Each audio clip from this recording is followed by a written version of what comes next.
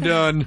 Well, that would have ended a long time ago. Sure would've. If we had done that. What do you got on the nerd? Well, first of all, do you want to promote anything? You guys are changing your Tampa date for cock salad and scrambled eggs? Tampa date is being rescheduled. We haven't got that on the books yet, but I'll promote the closest show first. If you're in Los Angeles or Pasadena, we're going to Pasadena. We're going to be at the Ice House on December 5th. 2015. Kevin Smith and I will be talking some salad and some scrambled eggs. It's a podcast about Frasier where we do an audio commentary for a Frasier episode that nobody asked for, and we insisted on recording anyway. But the first half of the show really is just loose. It's just Kevin and I shooting the shit. It's a lot of fun. You don't have to like Frasier to come, but you do have to like us. That's very helpful. Also, I want to say that speaking of eggs, that... Are you going to start talking about Twitter beef you had with someone who had an egg profile? No! Oh, God. That could take up months. I could just do that for months. No. So Puny, which is the animation company that I bought half of with my friend Shadi Petoskey, did a pilot for Amazon Prime called Danger and Eggs.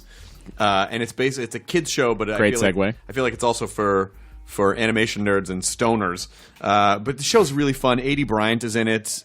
She's in SNL, and it's an Amazon Prime pilot program. So if you watch it and comment and rate, then the more it gets, the more chance it has of getting going to series. Yeah, going to series. So Amazon lives in this weird meritocracy where you can just like stuff. How dare you make and sense? They make more. Yeah. So it's called Danger and Eggs. It's on Amazon Prime. Please watch it and. Rate it and comment on it. Don't know what to do with the salad and Danger Eggs. They're calling again. They're rating again. What do you got on the Nerdist Community Corkboard, Katie Levine? Ron Funches, who we all love, has an album coming out this Friday. It's called The Funches of Us, and the artwork is awesome. Look at that artwork. Saw that. It's beautiful. Isn't it the so world cool? has ended. It's Funches. God, It's him and his son. fantastic. It comes out, again, this Friday, November 13th, and you can pre-order it now on iTunes or Amazon or anywhere. And also, check out it was last week's episode of Chewing It with Kevin and Steve. They filmed the first week of Super Troopers 2, and they talk all about it, and it's really cool.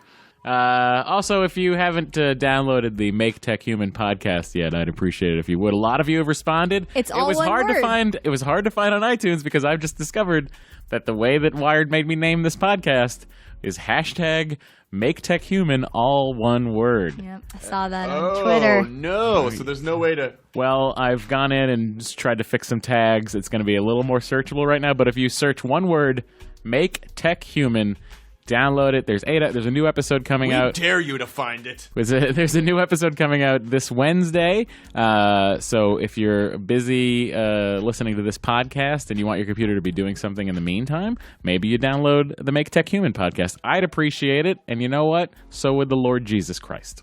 Well, I don't know if he would. Really. Did it check out? I don't know. So would Yahweh. All right, perfect. This episode is our dear, wonderful friend, Emily Gordon, who is one of the most awesome, smartest, coolest people in the universe. She is promoting her book, Super You, Release Your Inner Superhero, available wherever books are sold now. It's available literally right now. It's it's so available good. right now, It's and amazing. Emily is so rad, and she's part of the team that does The Meltdown with Jonah. Emily and is Kumail. writing this season on the Carmichael show. Oh my Gerard God. Carmichael. Staff writer on that. Fucking awesome. Emily is a jack of all trades. There's nothing she can't do. And also, she's in the Indoor Kids podcast with Kumail. Jack of literally all trades. The last trade was podcasting. So this Now it's all of episode them. also brought to you by Bombas, which is premium, high-performance Chris, athletic hang on. socks. They're comfortable, Matt. Are you telling me that I could get some comfortable socks for once? Yeah, that's right. Comfortable socks. I'm They're the wearing best socks you'll ever wear. Plus, a pair is donated for every pair purchased. Whoa. All right. These are the ways socks should work. It's a hand-linked toe seam to eliminate that annoying bump on the toes. Yeah, I don't like that. They're structured well. There's a tiny ankle cushion to prevent painful rubbing and chafing. They've really thought about I love an ankle constructing these socks in a way that is beneficial to you, the sock wearer, so that you're not miserable all day with your socks. You know, winter's coming up. Socks get real bunchy in those. Winter is coming. shoes. Game of Thrones will be back on in no time. No, that's not the. And you wanna wear yes, socks. but yes. But you okay. probably should wear socks while you're watching it. We have a special offer for you, the listener of the show, 25% off your first purchase of 4 or more pairs. Wow. When you visit bombas.com/Nerdist. That's BOMBAS.com/Nerdist. And free shipping. Holy shit. There is no reason for you not to do this. Not at all. So while you're downloading the Make Tech Human podcast, buying Emily's book, and listening to Ron Funch's album, and chewing it with Kevin and Steve. You can go ahead and get some comfy socks for your feet. All right, do it. This is Nerdist Podcast number 758 with Emily Gordon. Katie!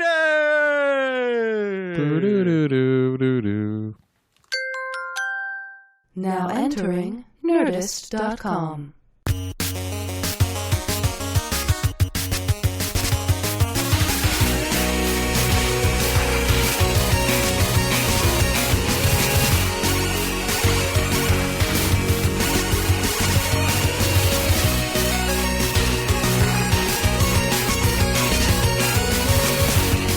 Lately, I've been holding mics at things, but I'm going to try to. That's just, the evolution of you. How do you do indoor kids? Like this. That's weird. I feel like your arm would get tired holding your mic stand up. But my biceps have been great these days. So you got, which is just like one crazy ripped arm from doing those curls. I'm like those creepy truckers that like one half their faces is sun damaged, but the other one isn't. Have you seen that? Just say truckers. Yeah. I think, no, a lot of truckers listen to the podcast. They're good dudes. On this podcast, we're anti-trucker. The only, no, that's at Matt Myra is the Twitter account. The person who said that information? Yeah, that was the only good part of Lady in the Water was the one dude who just worked out one arm. They could have just cut everything else out of that movie and just had been that one character. We were doing a thing back and forth of movies that take place in apartment buildings, like trying to name all the ones we could think of, and that was one I had forgotten about that someone reminded me, and I was like, oh, there's a reason I forgot about that Karate Kid one. count? It really bummed me out. No. It doesn't. So much of it takes place in the school. To me, I'm thinking At the All Valley Karate Tournament. The Raid. I'm thinking Because it takes place more at Miyagi's place in the apartment. They just meet at the Absolutely. apartment and he gets his ass I kicked. just really feel like the apartment played a huge role in that movie. I will say that when we moved to LA, we were looking for apartments. Every apartment complex we saw, to me, reminded me of that like parched, sun-dried. Well, the real star of that complex. movie was Reseda. Obviously. Oh, yeah. I think was the real star of that movie. Reseda Yeah, there's a lot hairlines. of those buildings around. I don't know if you know this, but Tom Petty wrote Free Fallin' about Karate Kid. Oh, that would be amazing. That would be amazing if that was true. Ventura Boulevard. Living in Reseda. Yeah. That's right. That song, and then Sheryl Crow. Those are my own. And then there's a Mountain Goat song that talks about Los Angeles. You a almost bunch. wonder if these people write songs on the way to the studio. There's a Yoshinoya beefo coming up on the left. There's a lot of traffic. I'll be there in a minute. We don't have Waze yet, but I bet it'll What be is invented soon. that? I think I just had a vision. Lots of porn and hot dogs. I'm so happy that you're finally on our podcast. I am too. Emily Gordon, of course, co-host of the Indoor Kids. Of course. The Coast to Coast. Coast to Coast. And also your spouse, Kumail Nanjiani, has been on before, and Gross. he's in some stuff. Yeah. And I've always adored you. You were the first director of the Nerdist Theater. I was. Emily Gordon was the first director of the Nerdist That's showroom right. at Meltdown. I don't think either of us realized how big of a job that was going to be. And yet you held on to it for like a year or two. I did it for about 2 years, and you were like, I remember you were like, I think it's going to be like a couple shows a week or something. I don't know. We'll just have fun with it. And I was like, okay. And then, Yeah, and then 7 nights a week of Yeah. programming. Again, in addition champagne to problems. you still producing the Meltdown Absolutely, show on yeah. Wednesday nights. yeah, it was a fun, and I got to come up with, and unfortunately, the very nerdy organized part of me, I got to come up with like how the emails go out to like producers and what we need to like account for, like how many microphones need to be on stage, I got to come up with all that stuff. You know, the curse of being a well organized, well adjusted, smart person is that everyone will lean on you to do shit. I know- So well, it's it's kind of true. a Yeah, you Dory, have deal with it. You have to. You have to two get weeks good. You have to. Matt's having his own podcast. Yeah, right. Hey, buddy. He's just saying stuff to his fiance. But you know, I think I would imagine. And tell me if I'm right about this. Do you feel like you have to be good at saying no to things because you're so capable that you have to learn how to pick and choose? That's a very flattering thing to say. I'm so good at stuff that like I have to get so good at saying no. But it is true. I used to be so grateful for any opportunity that anybody would slide my way that I'd be like, yes, always yes. I'll figure out how to make it work. Yes. And then after a while, I was like, oh, I'm hurting myself. And also all this stuff I'm doing is starting to suffer. So I have Isn't to. it strange that sometimes it's kinder to say no to things? That's what, and I always try to say, I'm going to be very transparent with you because if I do this, I'll do a poor job. You won't be happy. I won't be happy. I can't handle doing a poor job. So it's better for me to say no and help you find someone that can do this because I am. And I do enjoy being... For a long time, I resisted how organized I was, but I used to organize my stuffed animals in my bed, by how their relations. And a lot of those to each pictures other. are on Instagram. Your Instagram feed is fucking amazing. These adorable pictures, because some people look totally different when they're kids, but I can so much see adult Emily's face in Yes. Tiny Emily. Tiny Emily, yes. Teenage Emily, I kind of disappeared in there for a little bit. But little tiny me, you can see this hey, I'm sorry, that penguin is in the wrong place. Give me a second. I'll be right back. People should. You're just. Is it Emily? Is it just Emily Gordon on Instagram, No, or it's is it Emily? the Dynamite. It's The Dynamite. The Dynamite. Yeah, the Dynamite, which is also your Great Twitter branding. handle as well. Real terrible. Keep it across the board. Should have thought that through. Sure. No, it's great. Yes, you're one of 50 people that I follow on Instagram, and I'm always delighted by the old pictures. What weird. Why do you keep it at 50? It's just a nice round number. Yeah. It's one thing. Look.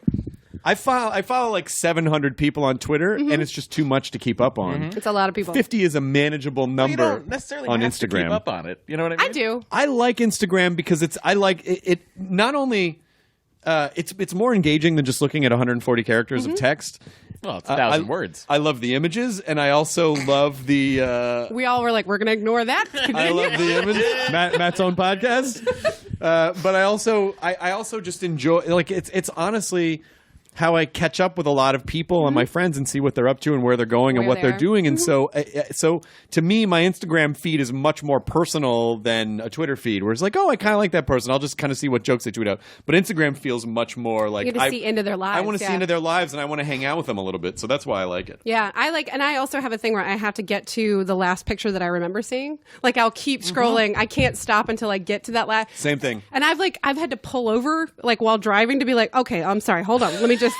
All right. And that's a little thing goes off in my head. I'm all right, I can keep going now. I'm good. I've figured out my Instagram. Yeah, you shouldn't Instagram and drive. I don't know if you. Well, that's probably true. Let's say I'm sitting at a stoplight and then I'll pull over. Officer, after I the wasn't stoplight. texting. I was Instagramming. It's different. You moron. Get with the times, shitbag. And I try to explain Snapchat and his head falls off. What am I supposed to do Then you with that? Snapchat that. Which I don't do. Do you do that? I've been trying to get my name on Snapchat for a while. Someone was squatting it and not using it, so I'm in the process of doing that. So it's been delayed. Yeah. Twitter owns them, right? No, Twitter does not own Snapchat. Oh. They're independent. That's right. You're right. I'm thinking of, what am I thinking? Vine. That's what I'm thinking. Twitter owns Vine, and they own Periscope.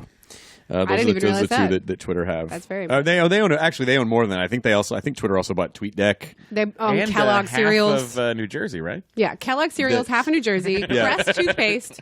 They were trying to get that other kind, but they only got Crest. That other here we go. kind. They I was trying to own think of one other kind. Colgate. They own the generic bags of cereal at the bottom of the aisle. Which they are own my all favorite. those. No. Yeah, I like a cereal. in a bag. Tostios. Wait a minute. Sugar Flakes. Come on. Who you tricking? Come on. Me. That's who you're tricking.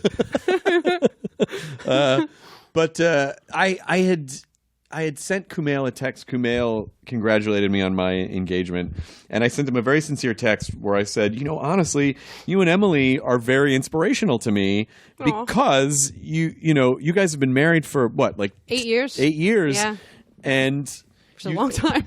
Obviously you never know what it's like when you're not around a couple, but you seem to have a very good relationship, and you seem to have a very strong relationship in light of the fact that both of your careers are taking off, and you still genuinely seem to care about each other, and it's very inspirational to see that. Relationships can work. Oh, that's lovely. That makes me very happy. And also, that is congratulations to you. What a huge. Oh, thanks. It's going to be a big, Yeah. big thing. Gonna be this one's doing it in a couple weeks. 2 weeks. I'll Here. get the dry run out of the way, Chris. Yeah. And then. Well, what was Jonah's then? We can see what a unlimited budget would be like. If yours is the dry run, what was Jonas? Jonas was the outline. Hey, it's marriage. Like any relationship is it's always got challenges, but like we kind of made a very clear decision. Like we've got to be on each other's team. We've got to be a unified front no matter what. And like we will remind ourselves that even as we're fighting, maybe as we were this past weekend in a hotel room because we didn't feel like recording a podcast with our 2 hours that we had to spare while we were in Austin. And setting up to record a podcast can really bring out the best and the worst in everybody. Well, that's an interesting point that you bring up because the one thing my therapist told me something a long time ago that resonated with me. Which one's this? Is this Batman's mom? This was not Batman's mom. Okay. She's dead. I didn't know if you guys knew this. The very basics of superheroes. God, so well played. There's not even anything to add to that. I mean, that was just perfect. The part that you missed from yesterday is that the kid who plays Batman on Gotham, okay. Bruce Wayne, not Batman, the kid who plays Bruce Wayne on Gotham, his mom was my therapist years and years and years ago. Amazing. Many years ago. Okay. So that's what Matt was referencing, but you stuck the landing on that. Yeah. Beautiful. I think we should end the podcast. I mean, I don't know. I think we should just Thank stop you doing, guys so all much. of us should stop doing podcasts altogether. It's not going to get more perfect than that. If that's not the fucking AV Club quote of the week, I don't know what is. Come on, guys. Let's get that pod mass. We're not cool enough for AV Club anymore. We're too mainstream. And then, honestly, point. you guys have moved to the point where, like, obviously you're listening to that. Here are some other ones. I feel like that's how it. Yeah. I feel like that's what Podmas That's what it does. started. I don't Yeah, know. that's what it started as. But I think that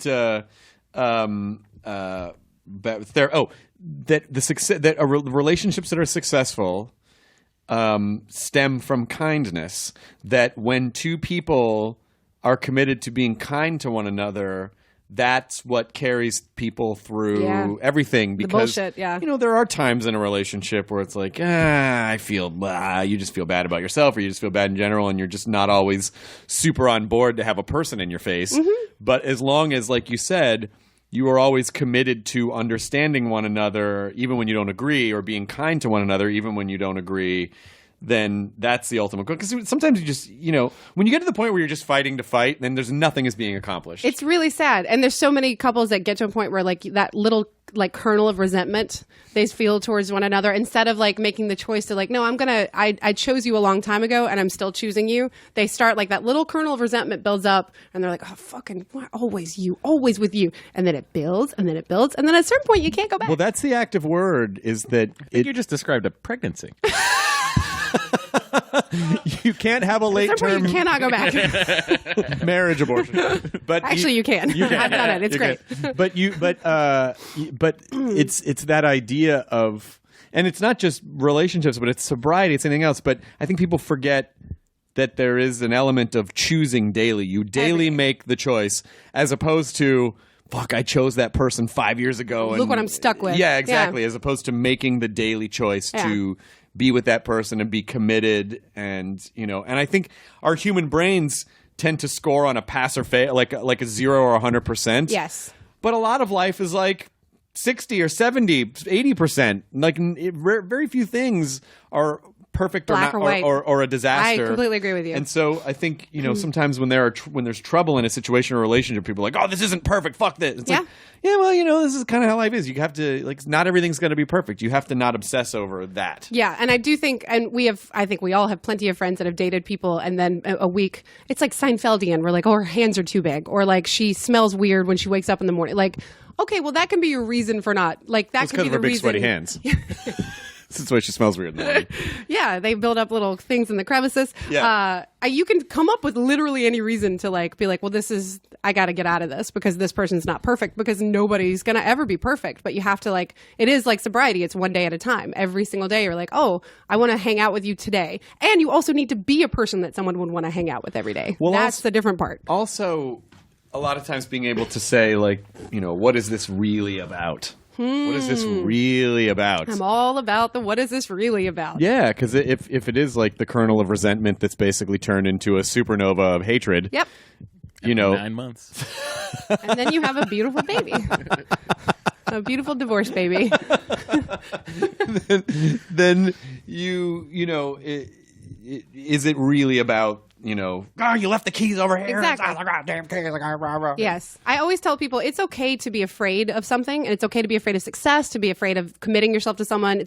But what's not cool is to come up with all these other bullshit reasons that obscure it. Like, admit that it's a fear, admit that it's a whatever, I'm not ready for whatever reason, and then address that instead of like, well, another girl wasn't good for me. Right. Well, I don't know if that's exactly it. It could be. I meet so many guys that just don't want to be in a relationship, but they tell themselves that they do. So they keep dating these girls and then being like, well, it didn't work out. She's not perfect. Right. Like, oh, okay. Yeah, well, you're not either, asshole. Guess what? I guess poor her or whatever. But like, if you don't want to be in a relationship, that's perfectly fine. But that's what you need to be addressing or just accepting about yourself. Two people in a relationship need to have the same goals. 100%. They need to have the same goals. Even if they don't have the same likes across every, they need to have the same ultimate goal. Yes. And if you don't have that, that's problematic in the long term. You can deal with that in the short term. Yeah. But it's problematic in the long term not to have the same goals. Were you actually a working therapist? Yeah. 6.5 years. Wow. Yeah. Couples and family therapist, licensed in several different states for 6.5 years. And I had a hard time working with couples because that level of acrimony was just like, it was intense, man. How do you not take that home? How do you, when someone is gushing all of their bullshit onto you, and as a therapist, and as being someone who's been in therapy and gushed all my bullshit onto someone, I'm one of however many people you're seeing in a day, or that person seeing in a day. So how do you not personalize that? Like, what protective armor do you have to keep? I think my program did a really good job of teaching us things that we can do to kind of wash off the day. Because it's not insensitive to say you don't want a therapist that hangs on to your problems hardcore. Like, people are like, well, that means you don't care. Well, of course I care, but if I held on to all your stuff all the time, I'd be dead. So I had a very elaborate hand washing ritual. I know it sounds weird, but like, I had a thing I would do at the end of every session, and then a thing I would do at the end of every day of like, I've got to leave this here. I can't take this with me. But I imagine it's not unsimilar to what you go through go through is not the right term, after live shows when people want to kind of come up to you and talk to you because you've affected their lives. How do you not keep that with you? Well, because that's different because I'm seeing people at their best. Good point. That's you know a very what I good mean? point. Like, yeah. people are coming up to me, and even if they have a sad story, it's like, you help me get through this or whatever. They're expressing appreciation, and I, as someone who remembers, didn't feel like it was that long ago that no one was coming out to see me. I'm very appreciative of it. And now it's kind of, now it's sort of gotten to the point where it's difficult for me to do post-show meet and greets because the theaters are bigger. Yes. And everyone wants a little time. And what ends up happening is that out of 1,500 people, if 400 people stay, it keeps the staff at the theater for like 3 hours. Yeah. And then the staff is forced to stay. Then it's like, who do I service? Like, who am I? And then also just for me on wear and tear, it is intense. I have to get up at 5 o'clock the next morning to fly back home, and it's midnight, and so it just becomes a question of, Well, it turns a 2-hour show into a 5-hour. To a 5-hour show, which I would do if I had an unlimited amount of energy and the staff had an unlimited amount of energy and didn't have curfews, or they didn't have to pay everyone to stay extra, or it's like the staff has to get home to their families. So it's sort of it's tough. It is tricky. Tough. So I don't. So in answering your question, I just feel like people are. It's not like people are lavishing wonderful things onto you when they're sitting in your therapy room. You're so good at this. You're such a great therapist. God, I have to. I have to go home after this? Can you sign my shirt? That's never happening. Yeah. I never signed a single shirt as a therapist. And honestly, it may be when someone's leaving, do you want to take a selfie? No. Just a quick one. It maybe did make me a little. I'm so when any of my friends go through anything terrible, my knee-jerk reaction is to be like, well, that's rough, but okay, let's, and I move, I don't even process it for myself. I process it for them, and I don't even like let it affect me. And so maybe it's kind of the armor is maybe still a little bit too there.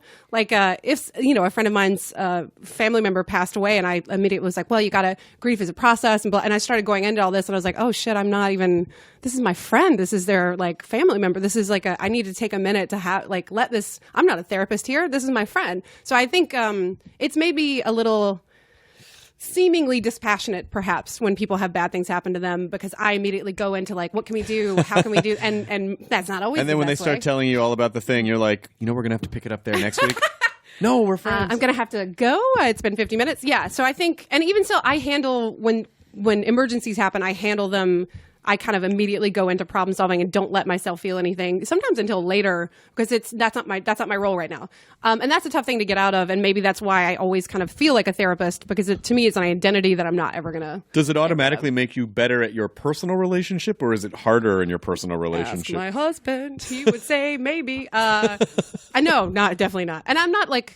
I also don't like that idea that like all therapists are messes as well, and like just trying to fix other people so they don't have to.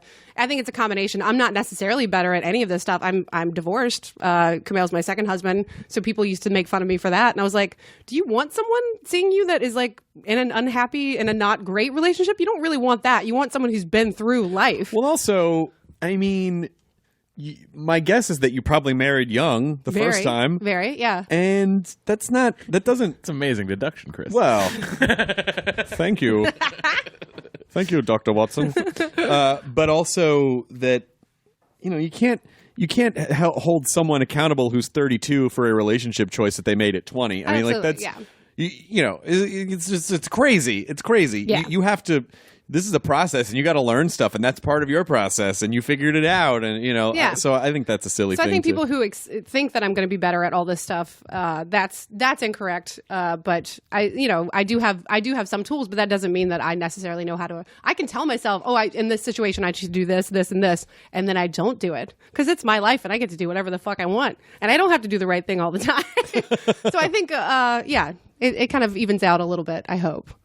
You guys have the nicest, many Sundays in the summer, you guys would have little pool parties. And they were small, but, everyone there was just, they were, first of all, like comedy nerd dream parties of just like the Silicon Valley guys and Edgar Wright and, Lance Bangs and, like all these really great. I had not thought about that, but yes. Really great, talented. Who want to swim. Honestly, we have a resource that they want. We have the thing that they want, which is water. You should just test like, hey, we're having sorry, the pool's not working. No pool. Anybody coming? Yeah. I gotta. No. I really love that. I like having people over just to like be. I think that's a cool, and I used to put way too much effort into like planning parties, and I was like, it's way better if I'm just like, come over, we'll see what happens. And so that's what we've been trying to do this summer. Yeah, but everyone's just really nice, and it's just a good group. I think it's a good time in comedy for good people, for nice people. It does seem to be. I feel like there is more of a focus these days on things being excited and showing passion more so than being like bored or upset or angry by everything. And that still does well too, but I like that there's like people who are genuinely like a puppy dog excited about things, and that's what they're basing their work on. I love that. Yeah. Yeah. And I think that, those interactions, because people come over and then it's like, oh, well, let's go to dinner or let's go to somewhere else. I don't know. I really sense the community behind it, and it feels nice to. It's not like I hang out with those people every night, sure. But it just feels it just feels nice to be in a good community of people that you respect, but also feel like, oh, I love your work, but I also like you as a person, and we're all kind of in the same boat. It's like the us and the Garfunkel and Oates and the Natasha boat is in Emily and Kumail's pool. Yes. Yeah. We're all in the same pool. I think. We're all in the same pool together. Although I've not been in your pool yet. You actually haven't gotten in. No. Sometimes I just don't feel like getting wet. I get that. Although we just got a house that has a pool. You did get it? Mm-hmm. Yeah. So we just gotta. That's very exciting. I know that's what you're talking about. We're gonna we'll trade off with you. Downsizing, huh? Yep, that's right. We're downsizing. I had never in my life had a pool, even a little bit. I went to a community pool growing up, and like the idea that I can, yeah, I know it was Band-Aids everywhere. There was no Band-Aids and weird guys making weird. The guy who was the lifeguard was also our substitute bus driver. His name was Stone. I swear to God. And we all were in love with him. / he was creepy to us, but / he was paying attention to us. It was a very weird time. So that's how that was the only pool experience I had growing up, was like going to that. And then Stone. He had a mullet and one earring. Sure he did. Yeah. It's the 80s, North Carolina. What are you going to do? Oh man. So you grew up in North Carolina. I did. Which you've shed any trace of anything. If I'm angry, it comes out. Or if I'm really tired, I'll start talking like this a little bit. Do you really? I get my accent will come back a little tiny bit. Does yours ever? No, I don't think so. I never really had one because I was born in Kentucky and then lived in Florida for a couple of years, and then when I was like 8, we moved to Arkansas for 6 months, and then Memphis. And I was already a formed little person by the time I was actually living in the deep South. So many parts of the South, though. Yeah, I know. And that's why I always just say, when people go, where are you from? I go, Memphis, because it's just easier than, I was born in Kentucky, I lived in southern Florida, central Florida, Arkansas, Denver, Memphis. But, Memphis was, outside of Los Angeles, Memphis was the longest chunk of time. Yeah. So and also the most developmental. And the most, noticeable, that's a city people know. You know what I mean? Memphis. I get a sense of what that looks like. Yeah, and my dad still lived there and now lives there forever. Yeah. Because he's not alive anymore. Him and Elvis Aaron Presley. Yeah, him and Elvis Aaron Presley. They're right there. Right there. I like that you use the middle name. That doesn't happen that often. King deserves it. You think about it, his middle name is Aaron. Aaron. What if his name... Tombstone spelled wrong, guys. If he was just Aaron... He's not really in there. He's not. Where is he? He is in there. They say he's in there. But He's definitely in there. the whole theory of Elvis being still That was alive. the guy alive, that we picked. We were like, he's the one. For whatever reason, he's alive. We don't know Watch why. the fucking 68 comeback special. I have watched it. I just watched it It's a couple so weeks good. ago. I'm like, it's like, oh, that, yeah. I Is get that it. the black leather one or Yeah, the white? that's the the black black leather leather. one. Whew. That's the fucking... He hadn't been around in a couple of years, and then he just shows up with his buddies and just fucking rocks it on NBC. He really does. But if you think about it, the amount of stuff he did to his body to get ready for that is really bad for him. And I was like, maybe you should have just not done that, and we could have kept you around longer. Well, yeah, but it was everything that happened between then and, was it 74? 72. 76. When did he die? 76. Maybe it was 76. Yeah, I think you're right. Yes, you're right. Yeah. Because he had a Martin D35 Bicentennial Edition, which was released in 1970. Oh, who's Sherlock now? Is that a Guitar lock? Is that a bicycle or a? It's a guitar. Oh, okay, fair enough. I only remember because I was old enough. Yeah, he had a bicycle on stage. Ding, ding, ding, ding, just like auga. Hey, you guys, I think we should start bringing these bicycles on stage now. People really like these bicycles. And every woman's like, I'll be the seat. It's All right, fine. King. Yeah, whatever you want, eh? But I remember we were. My dad didn't like flying, so we drove a lot of places around the country. Because my dad would do these bowling exhibitions and stuff. So we'd drive all over the country. He was on tour, and I remember being in the car when the announcement was happening, and my parents just being like, "What the fuck?" I mean. When the death announcement was happening? Yes. Oh, no. Wow. Yes. Paul. And I said, my mom said that I said something like really creepily wise as a 5-year-old, which was something to the effect of, I bet he got laid a lot. there's going to be more pussy for everyone else. No. I said something about that it would have been difficult for the world to have handled an old Elvis. Wow. I know. That was crazy. Very well done. I think I was possessed. Bye, Elvis. By Elvis. Hey, can you take along my man? Yeah, I was just thinking, I don't think I be a went good to old man. they have a Graceland traveling exhibit that's at the Westgate in Las Vegas right now, which was the old Hilton, which was where he did his show, and they let us. They took us back to the theater. And they were showing us the spot where he would pray before every show. Like the wood is still worn out. They didn't paint that part. Do you think his religiosity was real? Yes. Okay. Because you got to go through his whole early upbringing, and of course it was. Because he's Deep South Baptist. You think Kanye's still religious, really? I have no idea. I don't know. Can't speak for Yeezy. I just think it's interesting. All these guys that start out religious and then they get super famous and then they just go ape shit and have this baller lifestyle. Elvis died in are they 77. still kneeling? 77. 77. Still checks out with the bicentennial edition. 100%. Absolutely does, yeah. Yeah, I don't know if they're still. I mean, sometimes when I hear politicians talk about God, I kind of feel like I don't believe that you think that. You're saying that because you You that want the people to vote for you. That Yeah. believe that. The cool thing about he lived in the penthouse of the Hilton. And he had an elevator in his penthouse that would just go down and open up to the backstage area. Ooh, that's cool. And there was a gunshot in the elevator 'cause because it was taking too long. You saw the gunshot? Shot the That's so cool. I fucking love Elvis. No one says shit to him. It was fucking Elvis. This is how I feel. Especially at that time. Yeah. When fame really meant something great, where it's like those people could get away with everything. Literally everything. Would he have come on your podcast, do you think? Oh, I wish. I don't think so. He did. Musicians, I feel like Paul it's a McCartney. different... We could have gotten Elvis. That's true. Paul McCartney seems pretty well adjusted, though. Yeah. Elvis would have had to have gone through a major emotional life transformation. Oh, that's exactly when you would get him, right after that. Maybe.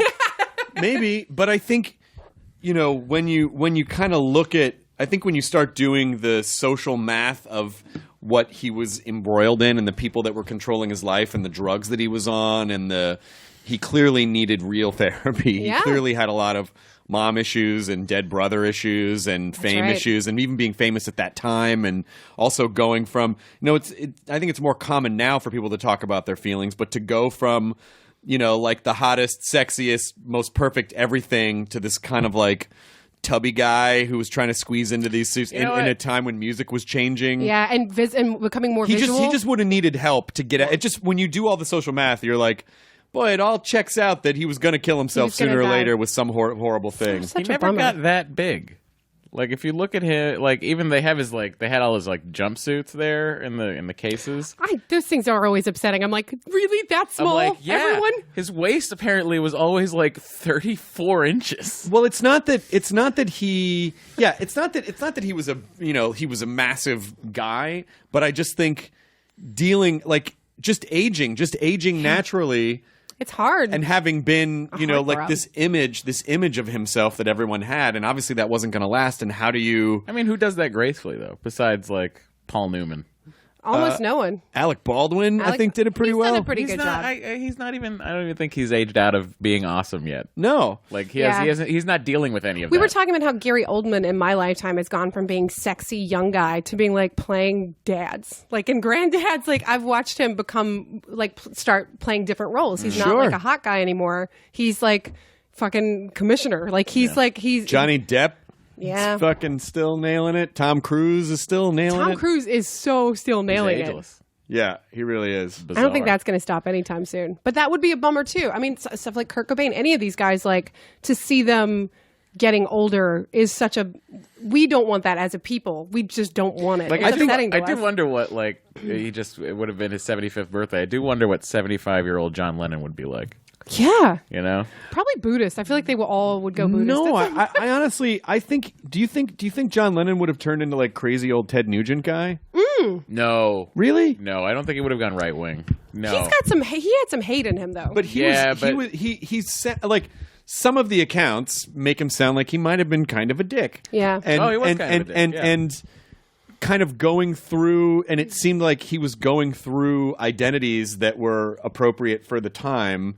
Was he going to be the Imagine guy forever? I don't know if he would have been the Maybe Imagine not. guy forever. But he had Yoko though. I feel like Yoko would have tempered him in some direction at all points in time. That would have kept him from being Ted He would have Nugent. dropped her in 84 and the Beatles were reunited in 85. That's what would have happened. Central Park concert, 1985. You've got this. You've retconned all Well, this. you know what's funny is because they were having some money was tied up all over the place with the Beatles, and Michael Jackson had all the songs. In 79, a team from the Beatles side of management got together and was seriously looking into a Central Park concert for the Beatles. So would it have been like a Monkees reunion, or would it have been like a? What do you mean? Well, the Monkees Another reunited great in the band in the 80s. 60s? After they showed them on MTV. On MTV, they Yeah. reunited in the 80s and had this really successful tour, but they were basically just playing old songs. Do you think the Beatles would have written new songs? They probably would have. Of course they would have written They new would songs have written together. new songs. All they do. Because Paul, that's all Paul. Yeah. I mean, listen to fucking George Harrison's last album. It's great. Yeah. Yeah. No, you're absolutely right. But I wonder if, like, in any relationship, and this goes back to the thing. Segue. Well, this goes back to the thing of because a band is now a 4-way relationship in their Absolutely. case.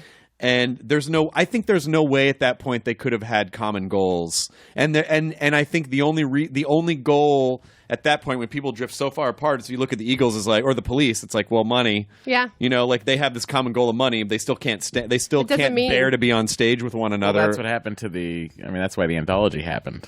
Was they were like, we should probably do something now to make money. To make money. We don't know the song. Or it would have been possible that, as they got older, they were like, yeah, fuck it. Let's just go back and I would do imagine it again. time would heal some of those wounds of like just being in someone's face every Well, it single was day. always- You would want to like- because Paul Yeah. seemed like actually not knowing them really personally, but it seems like George seemed like a pretty cool guy. Paul seemed like a pretty cool guy. Ringo seems like a pretty cool guy. If John came around and ended up being a pretty cool John's guy. fine. John and George and Ringo would play on John's records. Now, are these the Beatles we're talking about? Those Okay. those Georges and those Ringo, would play on John's records, and honestly, the only person they never really collaborated with afterwards was Paul. Yeah, that's interesting. I know, and I'm more of a Monkees fan, and people want to kill me. More of a Monkees fan than a Beatles fan. I'm a huge Monkees fan, and So you think Mike Nesmith is Paul of the yeah, Monkees? he was the one that was like he got butthurt by a lot of stuff in that band, and he was like, I just don't want to deal with this anymore. I mean, yeah, have you guys seen Metallica, Some Kind of Monster? Of course. This is an amazing documentary of like a therapist that goes on tour with Metallica, and it was my dream job. When I saw it, I was like, okay, that's what I want to do. You could do that? Oh, fuck. I was just talking to these. Well, did they say what they were paying him in the Oh, I don't remember that. documentary? I actually don't remember that. Paying him like $500,000. Sure. Yeah. I would have done it for free. And not even for Metallica. I love that. Like, No. Yeah. What will you say is Metallica, I'll do it for $250. I would have done it for Metallica. Still would. Give me a call. I just love that idea because it is just like a family or a relationship, anything else. It's people that, have to work together. They're bonded by one specific thing, but that doesn't mean that they don't have a million. Everybody brings their own baggage. Everybody brings their own shit to every interaction they have. Every interpersonal dynamic is affected by the shit that you bring to 100%. it. Can you fit all the baggage in the store? Can you hold all yours? Bin? Can you hold all yours? And it really does come down to goals. And I think that's why it's important for people to periodically ask. People just don't ask questions. They don't ask good questions. Yeah. Even questions of yourself. Is this still what I want? If it's not, could it be what I want? What do I want? Like that people rarely stop to ask those questions, and they're such important questions. This is, to ask. and this is going to be one fuck of a segue, but the book that I wrote that is it's called Super You. Yes. My biggest thing that I got out of it was both writing it in living and also in writing the book is this idea of intentionality of always stopping to question yourself, always stopping everything that you're doing, constantly asking yourself, is this actually what I want? Is this what someone else has told me that I want? Is this what society is telling me that I want? How do I figure out what I actually want? And then how do I get the thing? Because wanting something and then trying to get it are two different things. And people will tell me all day long about things they desperately want, but they're not ready to make efforts to actually get the thing they want quite yet. That's also fine. Just knowing where you are and knowing that even if you're making a good decision or like a very self-destructive decision, that you're driving the boat. This is your boat. And refusing to make decisions is also a decision. Well, I think also sometimes your higher brain functions. I think sometimes you change and you don't realize that you've changed because, look, there's so many things to do in a day to just live life now. Yes. And so you set a lot of things on autopilot. Autopilot, that's exactly right. And sometimes you really need to stop and go, oh, do I still feel this way about this thing? Yeah. Or is that just an old autopilot setting? Yes. Because it's so simple.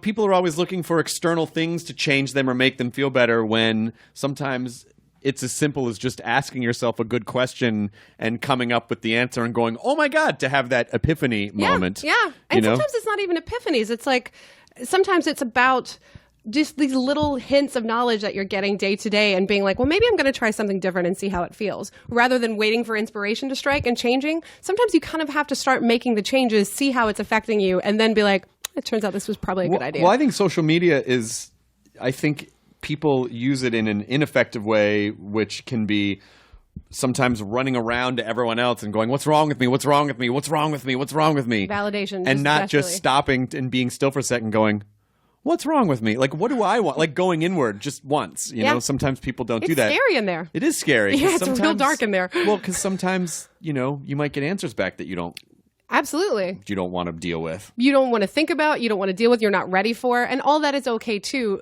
but address the problem as it is instead of being like, well, the issue is that no one's calling me back about the packet that I sent out on this TV show. No, part of the issue is that you're very scared to get this job. You're very scared what would mean if you got rejected. You actually got rejected for something you really want to do. Well, then deal with that fear. And don't, that's a different, let's deal with the fears that are inside that we can do something about and not all the external things that are freaking us out constantly because we can't do anything about those. How long did it take you to write the book? About 5 months. A couple hours a day. And so the point of the book really is Super You is pretty much in the title, how to be a better version of yourself. Yeah, how to figure out where you are, figure out where you'd like to be, and then how to kind of take concrete steps in that direction. Because I feel like for a long time I just didn't know who I was even a little bit. And so I couldn't even figure out where I wanted to be because I just was so kind of lost within myself. So it's a little memoir-esque, but it really is kind of more of a self-help book than anything else. It's so interesting that just the path that you've taken where you were a therapist and then all of a sudden you started getting. People started learning who you are because of a podcast about video games and a Wednesday night comedy show that became a TV show. Yeah. And then you were able to use that to go, oh, here, this is this other thing that I'm into, and I'm going to make a book about that. Because it would have been, I'm sure it would have been very easy for you to write a book about video games or a Which book is about. what they were trying to get me to do. Yeah, how to be like a better nerd or whatever. And I was like, I can't. That's not. First off, it's been done, and other people have done it fantastically, and it's not.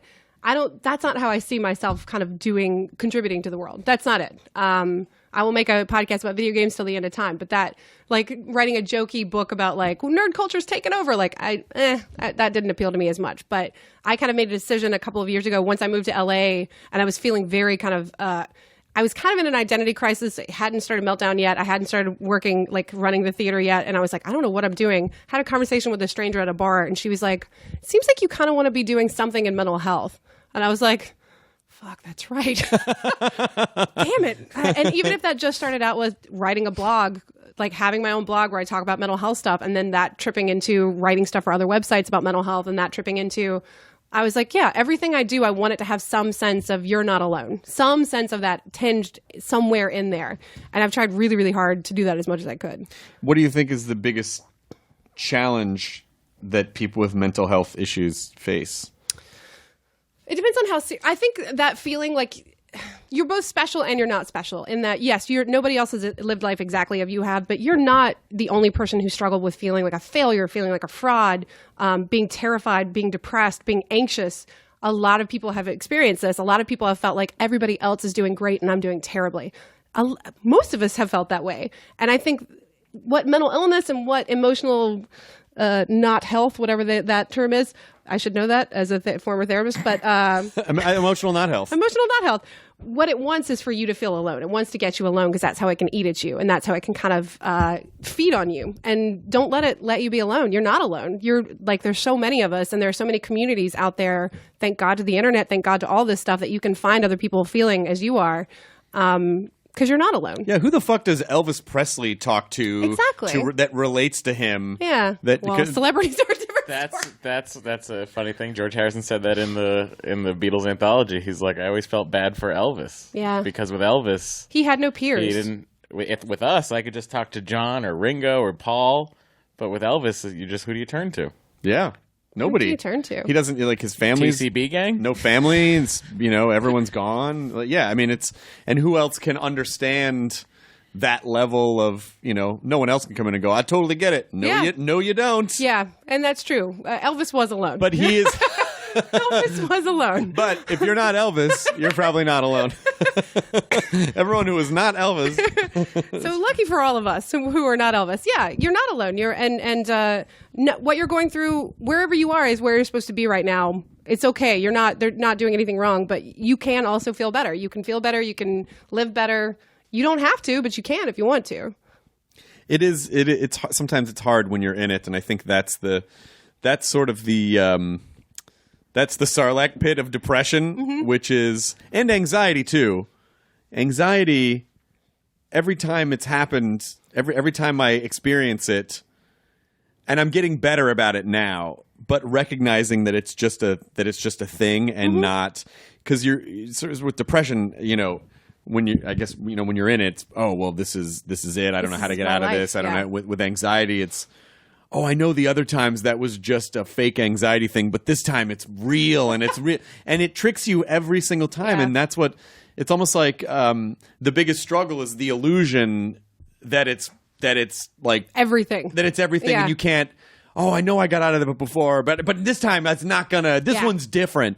And a lot of the times it's not different. It's like it's the same. Yeah. And being able to even recognize it as a pattern sometimes is enough to sort of help you just get enough of a boost. A foothold. Just a tiny foothold to climb out of that pit.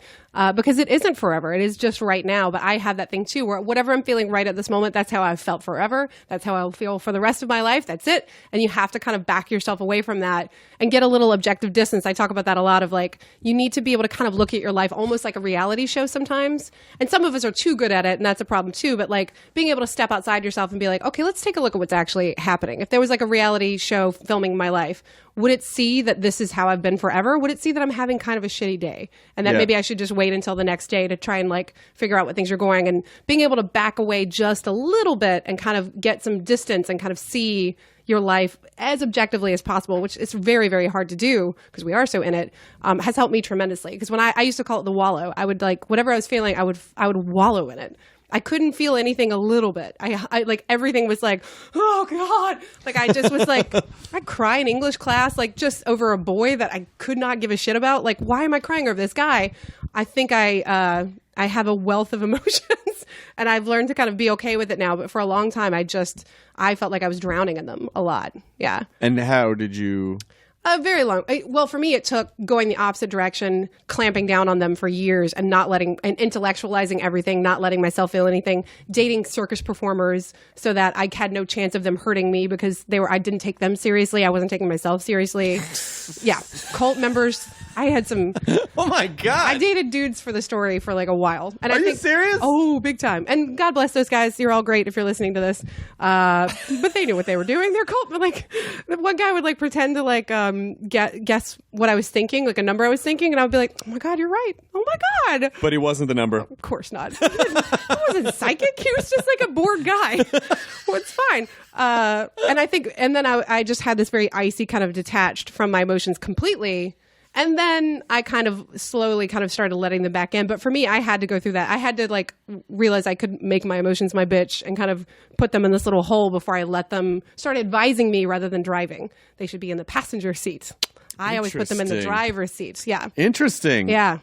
Even just those subtle thought shifts can help change the way... Yeah. You know, it might seem dumb to go, oh, I'm just going to visualize that this emotion is in the passenger seat of a car, but then you do it and you're like, oh, that actually kind of helped. You know, when I was getting over fear of flying. You had a fear of flying? Oh, sure. Yeah, for years. I got over it. I mean, like I had to work through it. Poor career choice for you, buddy. Well, but that's the thing that kind of made me go, have to choose to not, where I had to go like, well, I'm going to do stand-up on the road. I can either get over this or every time I travel it's going to be miserable, and I don't have that much emotional energy at all.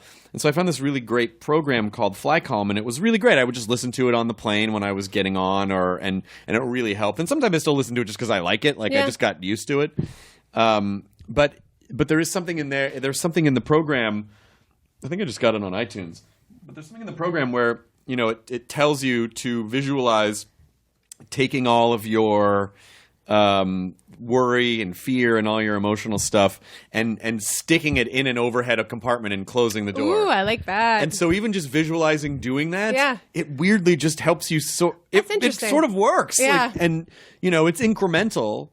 But every time I started flying when I was actively trying to get, it just got a little bit less and a little bit less and a little bit less. And then after a few months, after a year. Fit under the seat. Yeah. that didn't fit under the seat. It was in you the had overhead, to check a couple of them. in the upper compartment. And also in my brain, the airline was charging me for all of the extra every emotional penny. baggage. Yeah, totally worth it. You know, they got to make money too. Yeah. So, and I think that incremental thing is important because I think people think when they make changes, if it doesn't work 100% the first time, they're like, well, fuck it, I tried. Well, you're setting yourself up for failure. 100%. When, you know, if you kind of do this thing, especially like fitness is the easiest example where you go, oh, fuck, I haven't worked out in a long time. And you're like, I'm going to work out 10 times this week. It's not healthy. No. Not only is it not healthy, but it also, you're probably not going to stick to it. Because you're miserable. You're going to be miserable, and it's going to be awful. So you got to, you know, a little bit of incremental, like, oh, I'll just, you know, because if you just make incremental changes, small changes that are easy to manage and are digestible,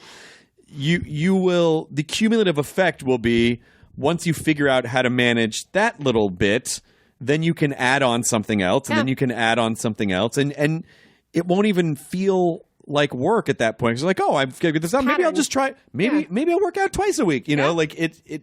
But yeah, I wouldn't say like, don't quit drinking, quit smoking, change your diet, and start exercising 5 times a week in the same day. Same way. And if you decide to do that and decide that that's how you're going to approach it, maybe you're not quite ready to let go of those things. You know what I mean? Like maybe that's your way of being like, well, this will fail inevitably. Well, that also has the undercurrent of like, oh, you just need to obsess over things. Sure. As opposed to, That's very true. if you really want success in this area, then it needs to be, and that's very difficult. It's very difficult for me. It was very difficult for me, because the alcoholic brain isn't just about drinking. It's about I approach that. I want it. I want it all. Well, there's a lot of things that are sort of like obsessive thought, and I really had to learn how to, even in relationships, when I used to sort of crave drama, and I think it was sort of a way of getting a high. Oh, the yeah. same way with alcohol. It feels great. And then someone cares. Yeah. You're sure that they care because they're making a big fuss, and that's how you know. And there's passion, Oh, and there's yes. and then there's making up, and then Yes. there's Yes.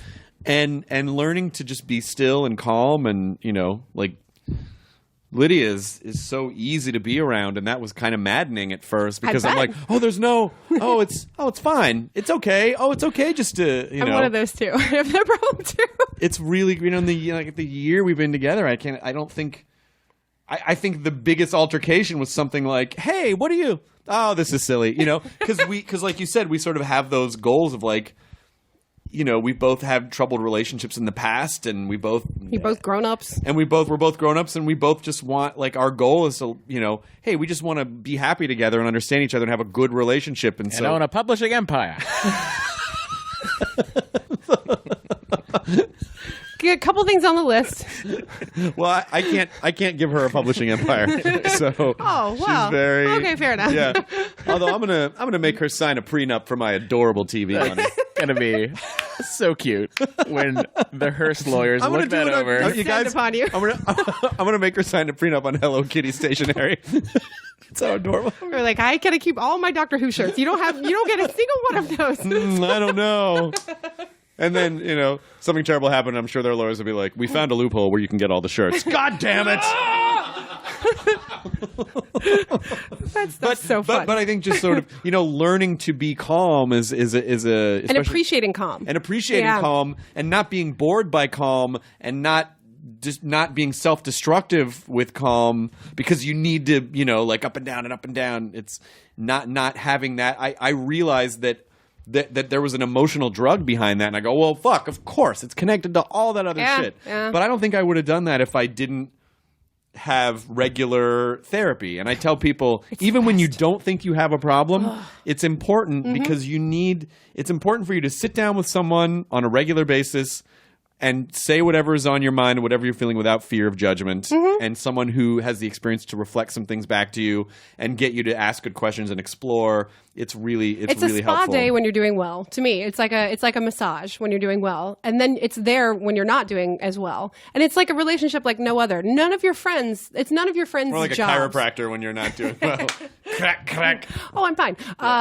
It's not your friend's job to like just listen to you talk and never have any of their own stories. Like, Right. Yeah. And if your therapist is ever telling you about their lives, get another therapist. That's not some you can develop a personal relationship with, but it's not a two-way street. It is a one-way street, 100%. And you never get a chance to have that in life. What a lovely thing that we get to actually experience that. Everybody should be in therapy all the time. That's funny that you say that, because when I talk, a lot of my therapy sessions are by phone just because of my schedule, and so. She'll go, how are you doing? And I go, oh, I'm doing okay. How are you? And she was like, we're here to talk about you. Exactly. It's like, oh, okay. Yeah, of course. That's right. I forgot about that. It was, and sometimes it's a struggle, but the only thing that makes you a good therapist is that you've had personal experience in the same thing, you're not that great of a therapist. You should have more tools because you can't experience everything that everybody's gone through. Right. Yeah. Right. But you should still be able to have the point of view that can sort of, because I think most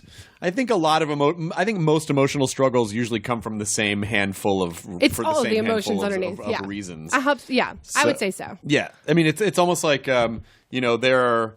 It's almost like DNA. There's like a handful of base ingredients just reconfigured in different ways, and it's like true. sort of tearing through and going, okay, this is your configuration, and that's what these basic elements are. Yeah, and I felt that. You feel scared. I've felt scared. That's an emotion we've had in common, but the way you're feeling it, very different than how I felt it. I had a client when I was an intern best teacher I've ever had. He's like a 7-year-old boy. Same, I can't say his name. But here's his Twitter account. He had been abused, and we were going through I was trying to take him through some relaxation stuff, and I was like, and he's an African-American young man, and I was like, so imagine yourself at the beach. And he was like, God, Miss Emily, why do white people always want me to go to the beach? I don't like the beach. And I was like, bing, that's it. That set off oh my God, you're right. That's where I would go if I wanted a relaxing so fascinating. scene. That's not where you would want to go. You were making it about yourself without realizing without even realizing. And without realizing, he was like, all you white therapists I've had want me to go to the beach. I don't want to. And I was like, okay, where do you want to go? He wanted to go to Disneyland. So we then set up a scene, which doesn't seem like a calm place to me. Very sorry, Matt. I love it. But he wanted to go to Disneyland. So then we reconstructed a whole thing based on Disneyland. And I was like, let me never forget this lesson of you can't assume all anything. White people want to go to the beach.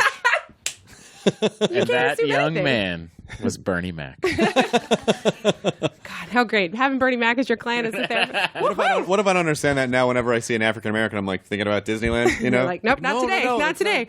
Yeah, you're racist in the other way. You can be racist in two different ways. By the way, this kid was right. I would way rather go to Disneyland than the beach. Yeah. You're being racist as a Democrat. She was being racist as a Republican. Well, I just think the beach. It's like it's sandy and it's hot, and Disneyland is just. Although you don't always see it at Disneyland, but it should be pure joy. You see a lot of exhausted families. And have you seen that blog of angry celebrities at Disneyland? Oh my God, so no! Great. Look that up. It's either mad or sad celebrities at Disneyland. What are you doing? Get on there. And it's like Billy Corgan sitting on a and just looking furious and upset that they're at Disneyland. Most likely they're upset that someone's taking their photo at Disneyland. Or maybe they're not even upset at all. It's just sort of resting face. I think they just have some people just have bored resting face. It's true. And that in a snapshot of a moment that I think that's what some people who judge celebrities or judge anything based on one image, one picture, one sentence. It's like, look, dude, if someone followed you around all day long and cataloged everything you said, anything, there are so many times that a joke or an expression or something could be taken out of context. Oh, sure. And do you want to have your entire existence judged on a half a second? Judged and destroyed. I mean, it's so ridiculous that's where people are at. We're at a very black or white place in society of you either need to be good all the time or you need to, if you mess up once, you are dead. But good and bad, which are subjective terms. Yeah. And based on individual preferences, it's an impossible standard because you can't be good to everyone all the time. Yeah. How do you deal with that? I don't know. I mean, I'm pretty... Katie just found he does look pretty upset, doesn't he? Katie just found the vlog. Yeah. God bless Billy Corgan. Is that Big Thunder Mountain or is that the Snow White Mine Train? Okay. There's quite a few of them. And there's a picture of me one and... of the Kardashians. I don't know who that is. That's she's a gorgeous model. I can't think of her name. Alessandra, yeah. That's Jennifer Garner looking upset. Wait, who was the one with was that a Kardashian? I think that was a Kardashian. I think the goofy hat was, that's, no, that was Beyonce? That was Beyonce. Oh, it was, okay. Has that ever been said on your podcast? The goofy hat was Beyonce. The goofy that we normally can't recognize and not goofy as a colloquialism. It was literally goofy. She was wearing a goofy hat. Yeah, she was literally wearing a goofy hat with the teeth. It's one of the few times that you won't be like, oh my God, that's Beyonce immediately. It's a goofy hat on Beyonce.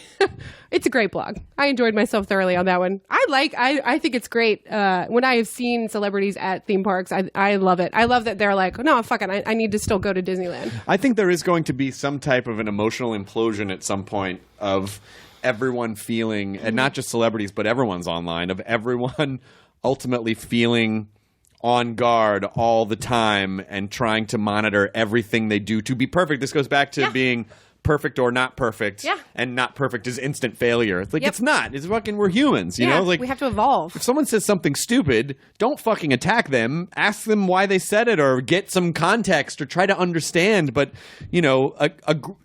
fighting, you can't fight extremism with extremism. You can't fight, if you think someone is making a crazy statement, maybe it was taken out of context, or maybe they didn't really say it, or maybe there was a reason, or maybe or maybe they're a person that you never would have interacted with before if there wasn't Twitter. There are horrible people in my hometown that say horrible things that I used to hear them say when I would be at the diner in my hometown. why do I give more credence to them now that they're typing it? Right. Like, why people who say things that are against you or whatever, again, the opposite of what you believe, are always going to exist. I don't know if we need to keep a catalog of them all the time. Like, if someone yells at me on Twitter and they, or someone I've never met, never will meet, they don't like, or they're not on Twitter a ton, they just seem to only attack people on Twitter. Was I ever going to interact with you before Twitter? Was that ever going to be a thing where we'd have a moment to talk? Side note, if you're ever going to hire me for a high-profile job, hire someone to go through my Twitter before you announce Cleanse that feed. Before you announce. I'm sure 2010 Matt was saying some real dumb shit. Oh, 2015 Matt says real dumb shit. Well, that's the thing, is that you can't, you can't judge a person's entire existence based on one tweet or one joke because everyone says dumb things at one time or another. And everyone, literally everyone. Yeah. But also this policing of, it's sort of like, that's an interesting metaphor looking at the Disneyland thing, because that's kind of what what modern culture has become. We're all on this ride. And there are people in the back that you've never heard of that are looking like 50 rows ahead and going, hey, that guy's not enjoying this the same way that I am. Fuck him. It's like, well, you fucking pay attention to yourself, Yeah. You haven't seen your kids in 3 days. Fun? Why don't you pay attention to your fucking kids? Why don't you what I have mean? a good time? Yeah, you don't need to police everyone else. For your information, sir, my wife is standing by at the child swap. Her turn is next. Now enjoy this. That was your context. That was the context that you needed.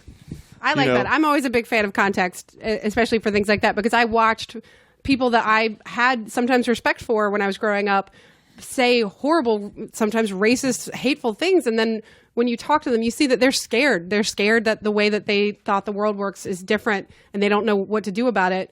And I was like, oh, the fear makes sense to me. Like that. I get that. I get being afraid that things are changing. Change is scary. Now I just think people, now I think it's unfortunately much more insidious and self-serving than I think people would realize. But running around and trying to call everyone out on stuff is so much more selfish than it is altruistic, because I think there are legitimately some people that want positive social change, and I think those people go about it in positive ways and constructive ways. They really do try to understand, but it feels like the majority of people just want to finger point and tear down because it makes them feel better about themselves, and that is selfish. That is inherently selfish. When you are trying to achieve significance through someone else's downfall, it doesn't matter, if you think you're on the right side of the argument. That's mechanically is a bad way to go about life. It's not a good way to build good juju for yourself. Well, it also just doesn't foster positivity. It doesn't foster learning. Like, people don't learn when you yell at them. Yeah. People learn when you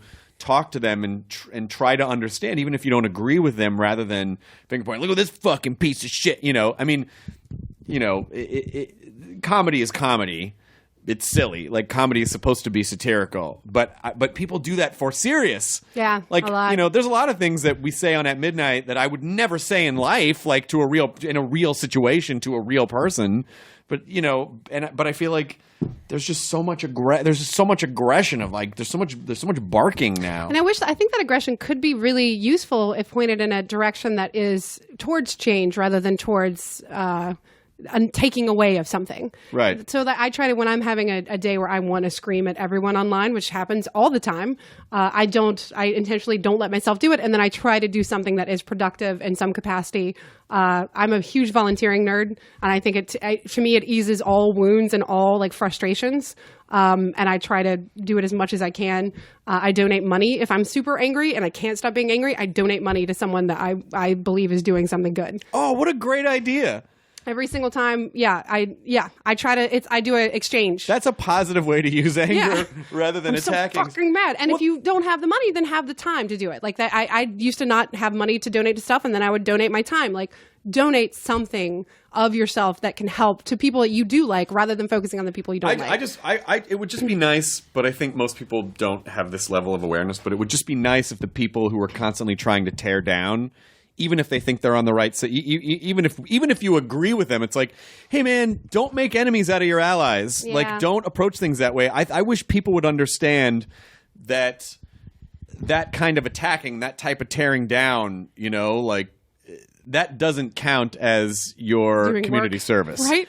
That's not volunteering. It's not volunteering. Yeah. You're not making the world a better place. Yeah. You're making the world a more aggressive place. Community service really is going out and donating your time. Like sending a tweet, yeah, fuck that guy, like fucking tear that thing down. Like that doesn't count as your community service. That counts as you serving your own ego. You feel a little better. And I also think it's easy to get caught in that loop because I feel like I've felt myself being pulled into it and being like, oh shit, like this could happen to anybody. I feel like even really, really good people have gotten sucked into this like kind of negativity, calling other people out. Really amazing, smart, wonderful, aware people have gotten pulled into it. And I wonder if some of them have that same thing you were talking about of that addiction to drama. Sure. Yeah. Well, it's just that if you don't feel significant, everyone wants significance in some way or another. Absolutely. I feel like part of life, and even when you look at biologically, Do I matter? Do I matter? Because when you break it down, of course, at the very basic level, we are beings who ultimately want to live on in some way. Is it through genetics, or do we want to pass our genes down? Do we want to pass our ideas down? But I feel like we would not Your exist genes as a won't species. fit me. I feel like good ad. I feel like we would not exist as a species if we didn't have this desire to thrive in some way. Yeah. And so I feel like that expresses I itself. don't know. The as Neanderthals had that thrive, guys, and we fucking wiped them off the face of the earth. because they were wrong. Hashtag cancel Neanderthals. Their They art looked was not different, good. Their and art was we not good. Fucking Bad art. destroyed them. Yeah.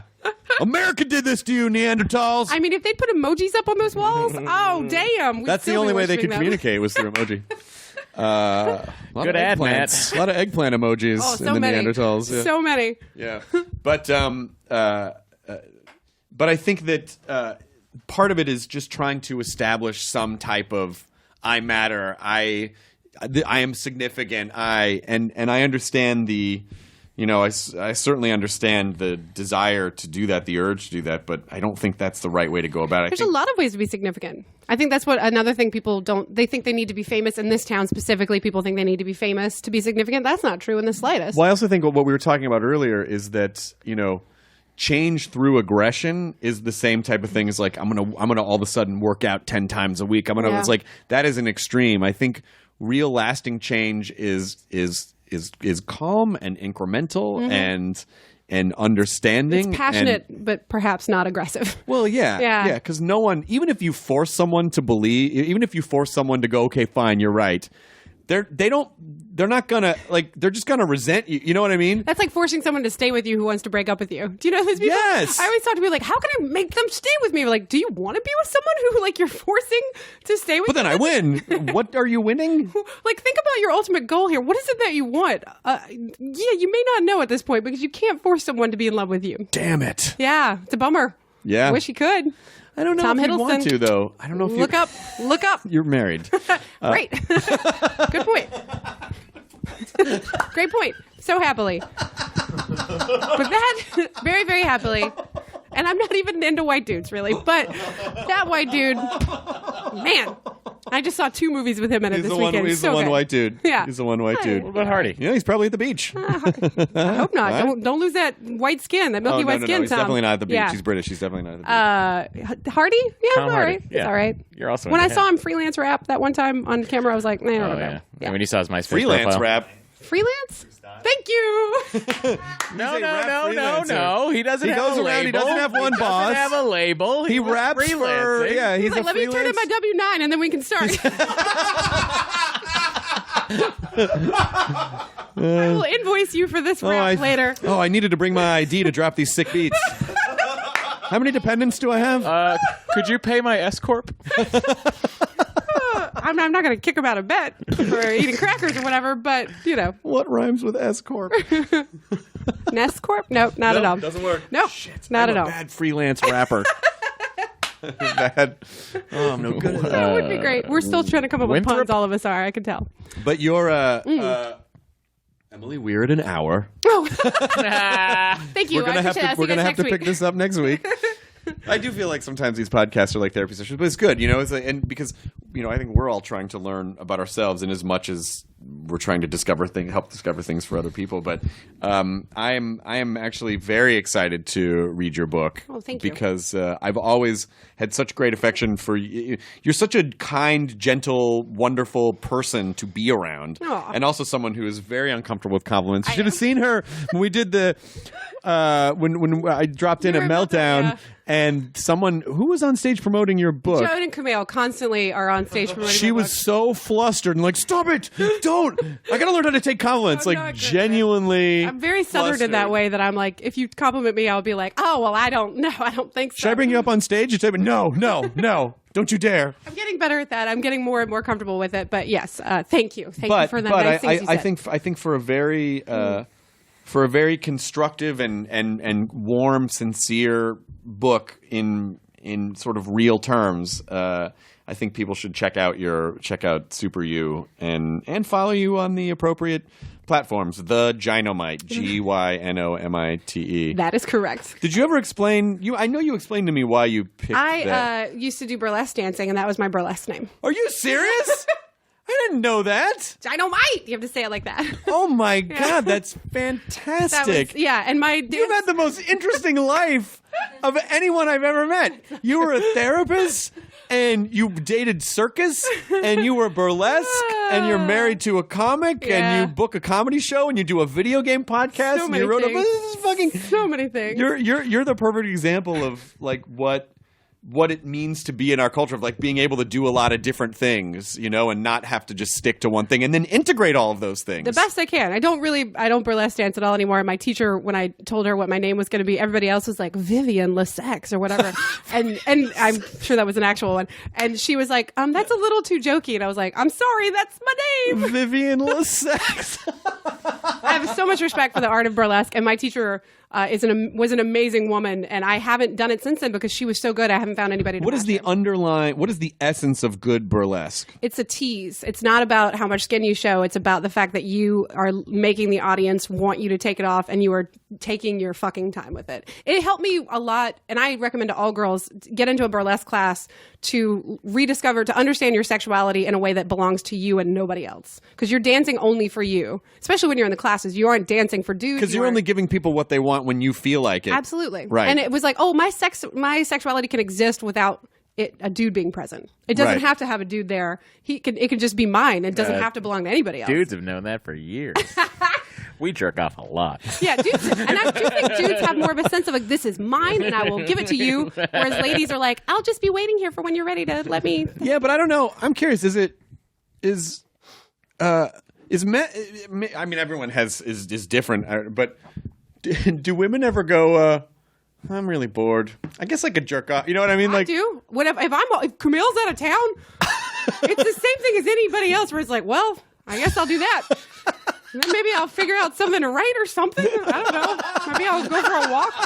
It's the same. Best way to work through writer's block. That's right. Yeah. And then I'll figure, and then we'll get a pizza. I don't know. Maybe I'll work out or something. I don't Okay, know. good. I'm glad. Sandwiches from the coffee beans. Because my question was unfortunately male and tone deaf, and I just have never I've never asked that question A lot before. of ladies I know, a lot of us have the same like, well, especially I could do that. Yeah, for me, it's like it's when Kumail's not there, but for especially my single lady friends are like, well, that's how you start the day.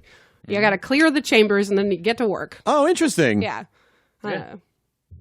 I never. Yeah. All right. Interesting. You can also find me on Tumblr at emilyvgordon.tumblr.com. That's fantastic. What a great idea. Oh, it's the best. Wait, you don't do that? What a No, great I'm confused. idea. Yeah. What do you mean? I'm just so busy in the morning. I don't have You're time. not masturbating in the morning? No. This might explain a lot. I What? feel like you're going to have a better day. Masturbating in the morning. Oh my You're gonna God! have a Everyone's better doing it, you day. guys. Everyone's doing it. You can't crank one off on the toilet while you're waiting. Well, Right then. Make Too it far, sound. too far, Make it Myra. sound so. I'm just trying to find time for him. Guy's got a shit, right? You can't do that at the same time, can you? Guys can. God. That makes it so veterinary. It's just like I don't want to know that you can do this. Figure it all out. Let's see. First, we'll express your anal sacs, and then we'll clean out the testicular pipes. I don't think I could get off if I smelled poo. I don't think that Matt, I I think you may have Wash a. it. It doesn't just go away. Thank you. It does. Unless Matt's ejaculate smells like shit. Maybe that's the only thing it is. Oh, God. We've got Dory on the line. Dory? She doesn't know. I'm Catholic. Oh, good point. Good point. I look forward to you guys figuring that out in a couple Look weeks. forward to the wedding night, guys. Woo, Yeah. boy. Honey, I'm gonna go. I'm gonna We'll clear all the chambers. go. Do a real quick shit come, and then I'll come right back. That's so gross. Coming on shit. Shitting on cum. Well, this took a good turn. We're so sincere, and then we just went straight to shit come. The book is Super You. Now available wherever books are sold. No, Chris, books I are just sold. want you to find the time. I just Promise me tomorrow that when I see you, I'm for too the sleepy in podcast, the morning. you'll Like have I'm jerked off. too like I have too many things in the day. Don't Like you when wake up with a fucking divining rod? Oh, man. you know, Can't look anybody in the eye. When you look at Scout.